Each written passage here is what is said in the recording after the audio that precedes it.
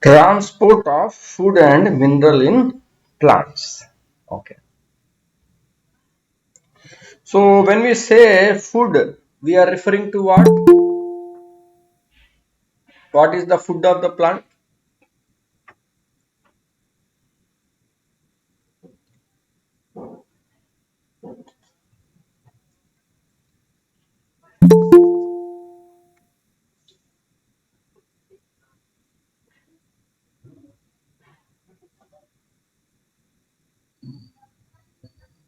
So plants they perform photosynthesis, no? They make their own food. They are autotrophic. They make their own food. So they produce the starch, glucose. Okay, glucose. So generally, what we eat, this rice, wheat, and all these are all starch items. No? They are full of starch. Starch itself is made up of glucose. So when we say the transport of food and minerals in the case of plants, so the food here is nothing but the sugars. Okay, sugars, which includes the glucose, starch, and others also. Okay.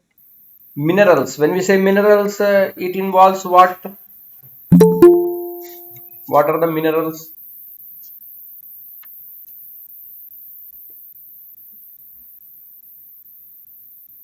Calcium is a mineral.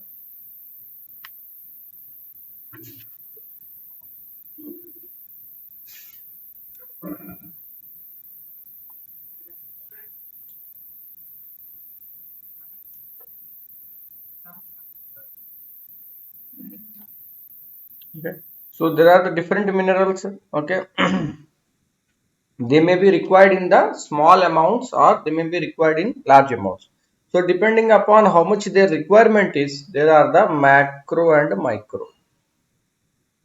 Macro, micro elements.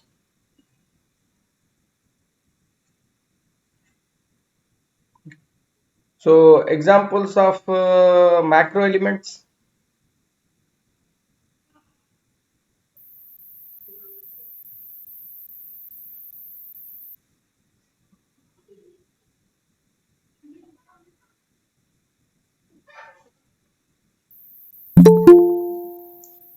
Under macro elements, we have the nitrogen, phosphorus, calcium, magnesium, and sulfur. Okay. Under micro elements, we have the micro elements are also known as trace elements. Okay. So the major micro elements or trace elements are iron, manganese. Okay, you should not confuse between manganese and magnesium. Magnesium is macro element, whereas manganese is a micro element. Boron, zinc, copper, molybdenum, nickel, and chlorine. Okay. Remaining all are metals, chlorine is not a metal. So there are the trace elements and macro elements. Okay. Macro elements will be required in the large quantities. Micro elements are required in very trace amounts or very small quantities by the plant. That will be sufficient. So if there is a deficiency of an element, okay, all of these are what kind of elements? There are many other elements are there, but these elements are coming under what are they? What are they known as? These are all plant nutrition, right? These minerals are plant nutrients.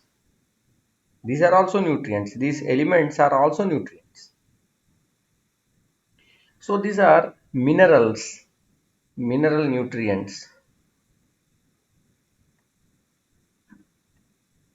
Either they may be required in larger amounts or very trace amounts. So here the deficiency disease that is caused is an important part. Okay, for example, potassium, calcium, and magnesium. Potassium, calcium, and magnesium. These three, when there is a deficiency, it will cause stunted growth, or rather, we'll put it here, stunted growth. But nitrogen, potassium, iron, manganese, and magnesium. Okay, there is a little bit of mix from both macro and micro elements that will result in the chlorosis. Okay, chlorosis is nothing but the yellowing of the leaves. Necrosis or death may caused by the deficiency of the potassium, calcium, and magnesium.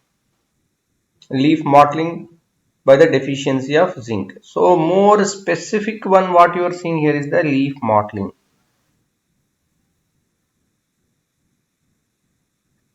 MOTTLING. Leaf mottling is caused by the deficiency of the zinc. It's more specific. So in brief, the minerals we are looking into this two categories. Out of these different mineral elements, okay, total there are the 17, which we say as the nutrient elements. This also include the carbon, oxygen, hydrogen. But under the mineral elements, we will have the macro and micro elements. Out of these, carbon, nitrogen, hydrogen, we are removing. Okay. So remaining 14 will be there. In this 14, there are these 6 elements which are the macro elements, and there are the 8 elements which are the micro elements. Okay. Slightly from book to book, this numbers is okay, but you have to give more importance to what is the deficiency and what is the meaning of this macro and micro. Next, transport of the food, that is the sugars. So for the transport of food, that is the sugars, which tissue is used by the plants?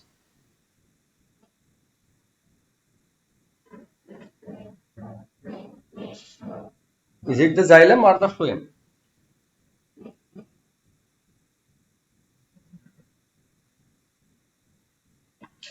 So xylem. Okay, xylem is for the food and phloem is for water. Anyone else? No, No sir. sir, no sir. Phloem, phloem. The xylem is for water and phloem is for food. Ah, okay, phloem, food. You should remember very easily. You should not confuse that.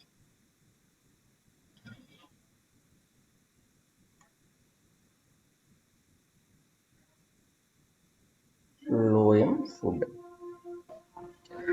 Now, within the phloem, there are the different tissues are there because it is a complex tissue. Phloem is a complex tissue. It is having broadly 4 types of tissues within it. Sieve tubes, companion cells, phloem parenchyma, and phloem fibers. It's very easy. Here, sieve tubes. Phloem is having sieve tubes. Sieve means what?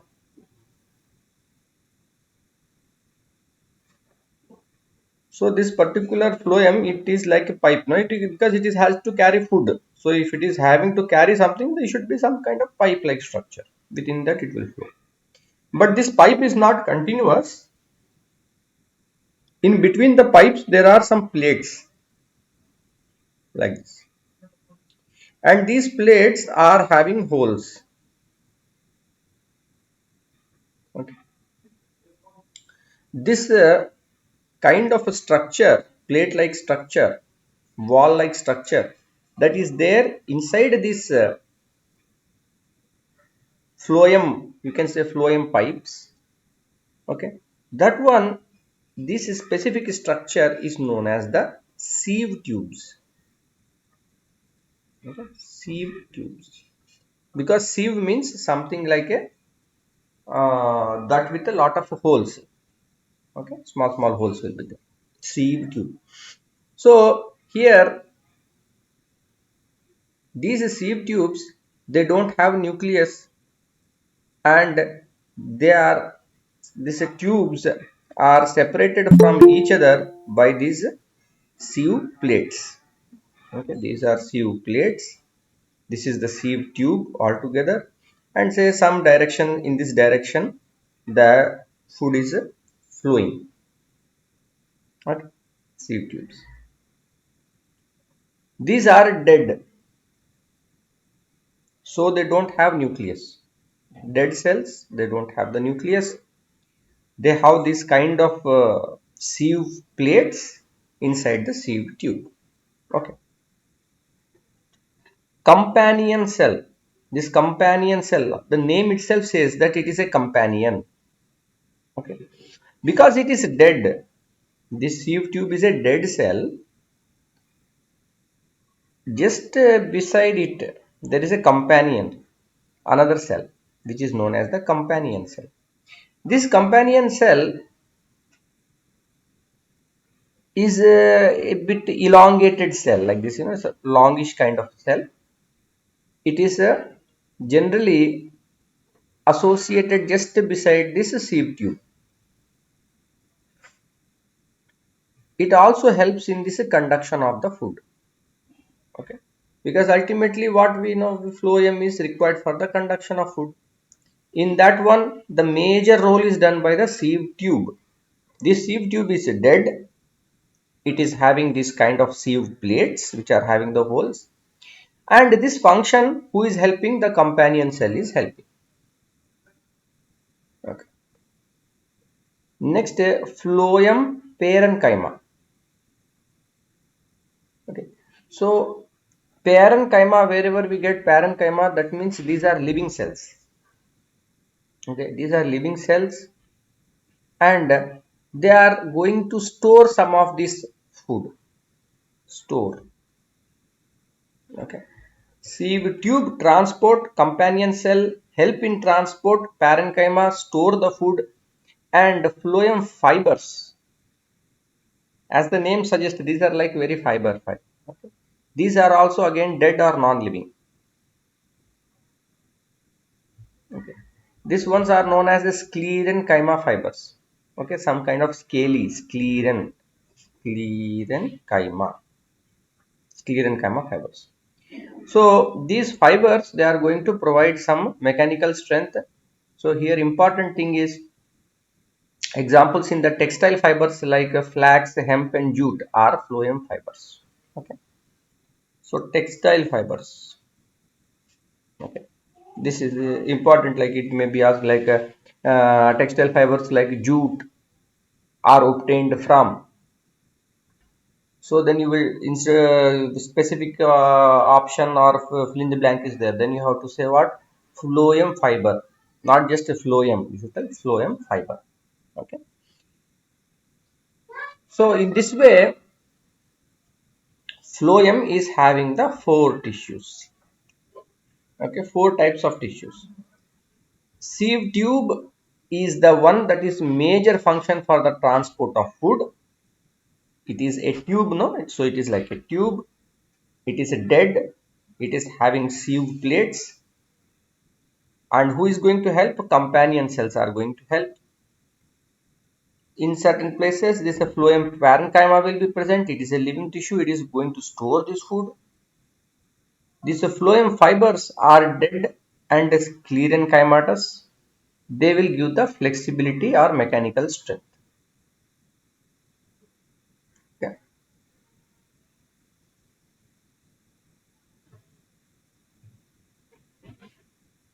Next,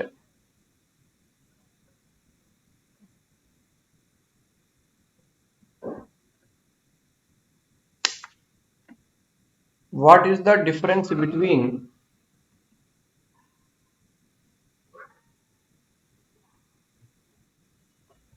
absorption of water and absorption of minerals in plants? What is the difference? Absorption process. Absorption of water is by what process?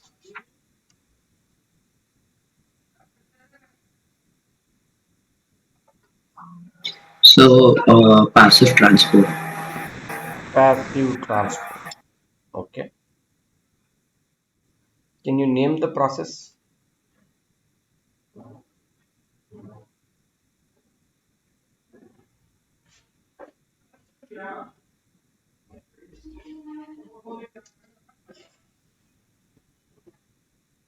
Absorption of minerals is by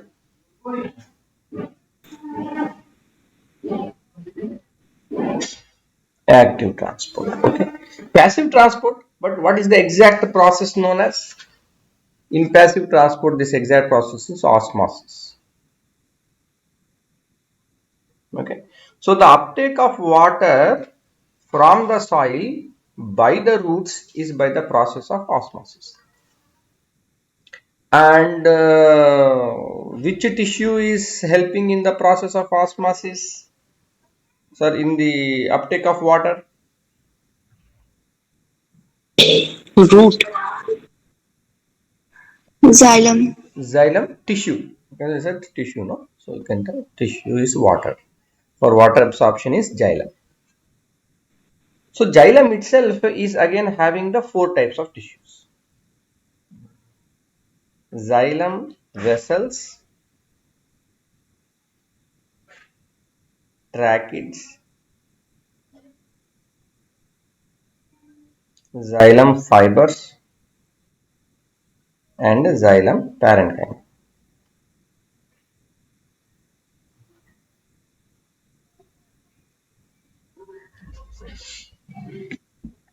So xylem parenchyma, what function do you think it will have? Whether it will be living or non-living? Just like the phloem parenchyma. Wherever this parenchyma will come, that means it is living. Okay. So it will store some kind of food, water. Okay, this kind of functions it will have parenchyma. And the moment we say it is a fiber, whether it will be living, non-living,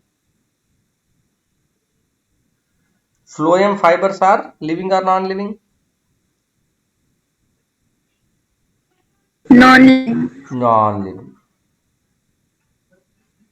Okay. So the phloem fibers are non-living. These include the jute, hemp, and so on. Like that only, xylem fibers are also non-living. They also provide this mechanical strength to the plant, but we are not getting any textile products from the xylem fibers. Then comes the main one for the transport of the water, that is xylem vessels and tracheids. So xylem vessels, these are tube-like ones with continuous channel. Okay. So in the case of phloem, what we saw in between, what was there? What plates were there? Sieve plates, no? In the case of phloem, okay, you have to compare both of this xylem and phloem. Okay. Today you do this activity, xylem, phloem. Okay, make a table like this one. and xylem and phloem, write down the points. Like xylem is required for the transport of water, is for the transport of food. Now within xylem, what are the tissues? Okay, and then immediately in the same one you are going to compare these tissues. Okay, in the case of xylem, you are having the xylem vessels,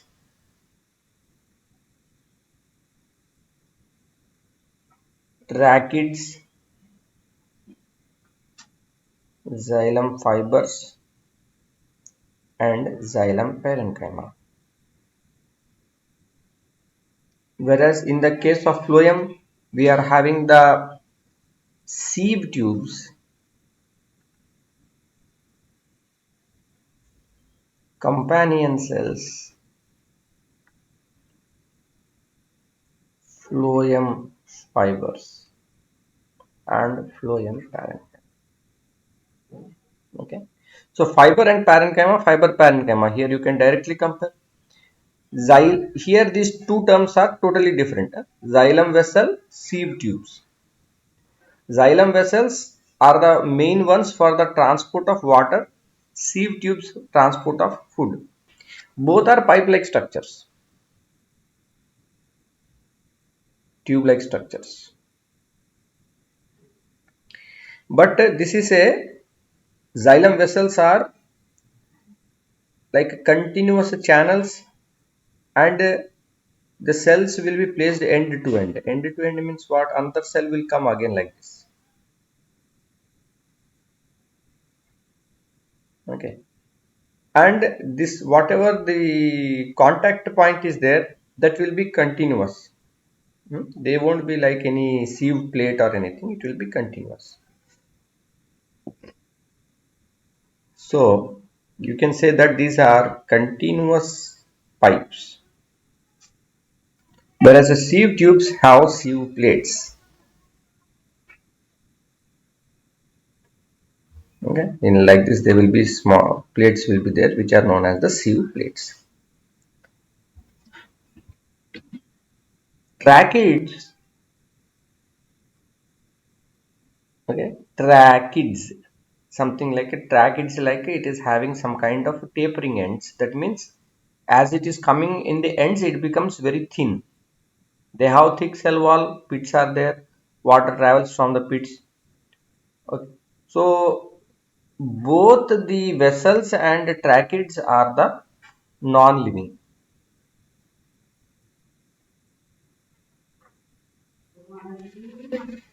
Okay, both are non-living. Fibers, they are also non-living.